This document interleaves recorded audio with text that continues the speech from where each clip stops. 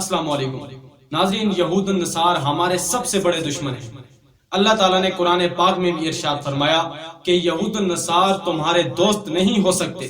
کیا آپ نے کبھی سوچا ہے کہ ہم بحیثیت مسلمان اپنی تقسیم کیسے کرتے ہیں اور یہودی ہماری تقسیم کیسے کرتے ہیں؟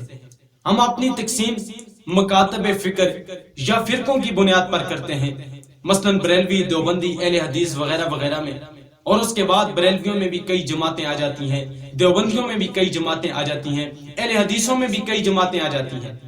اب دیکھنا یہ ہے کہ یہودی ہماری تقسیم کیسے کرتے ہیں۔ جو رپورٹ میں ذکر کرنے لگا ہوں وہ رینڈ کارپوریشن نے 2004 میں پبلش کی ہے، جس میں مسلمانوں کو 4 طبقات کے اندر تقسیم کیا گیا ہے۔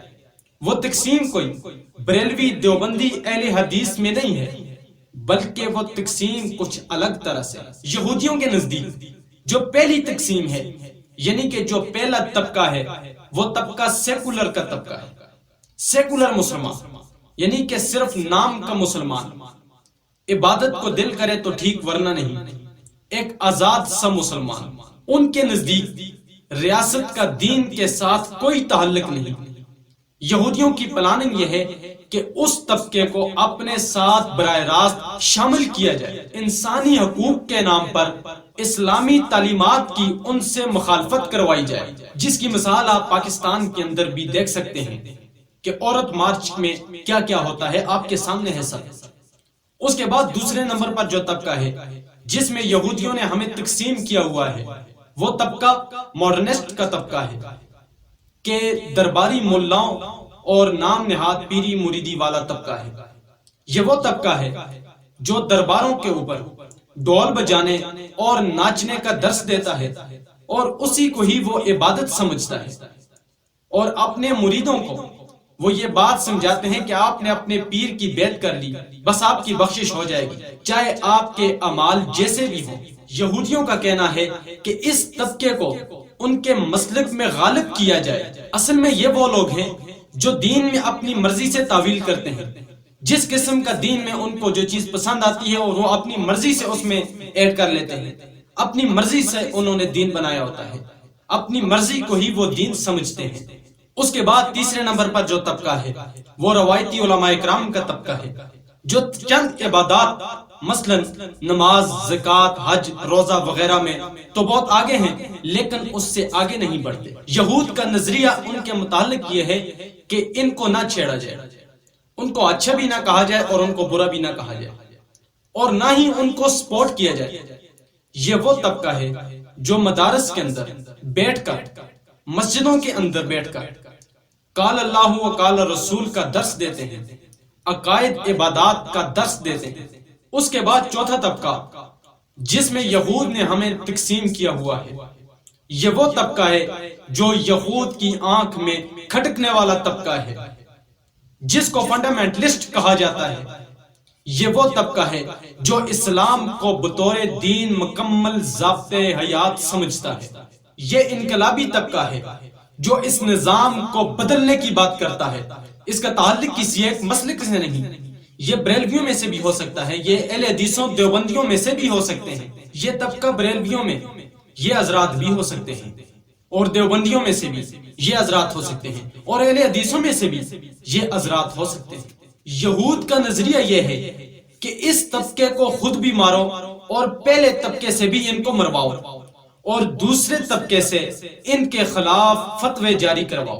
تیسرے طبقے کی خاموشی کا فائدہ اٹھا کر ان کو ذلیل کیا جائے، اور مسلمانوں کے پہلے 3 طبقوں سے ان کی دشمنی کروائی جائے۔ کبھی ان کو دہشت گرد کہا جائے، اور کبھی ان پہ طرح طرح کے الزام لگائے جائیں، اور مسلمانوں کے دلوں میں ان کی نفرت ڈالی جائے۔ ناظرین، یہودی اپنے اس مقصد میں کامیاب ہو چکے ہیں، کیونکہ ایک لبرل آدمی کے مطابق جہاد ایک دہشت گردی کا نام ہے۔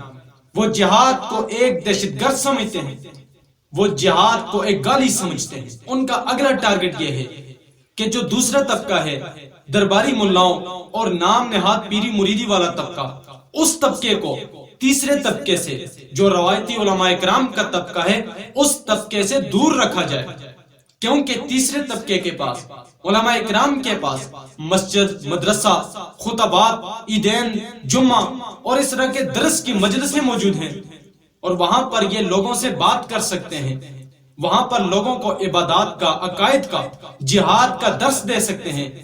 اگر دوسرا اور تیسرا طبقہ یہ آپس میں مل گئے تو لوگوں کی ایک کثیر تعداد بن جائے گی اور یہ ایک بڑی طاقت بن جائے گی۔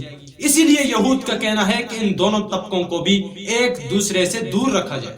ناظرین، اس رپورٹ کو پڑھنے کے بعد ہم اس نتیجے پر پہنچتے ہیں کہ یہود کو اسلام بطور مذہب تو پسند ہے لیکن بطور دین پسند نہیں ہے۔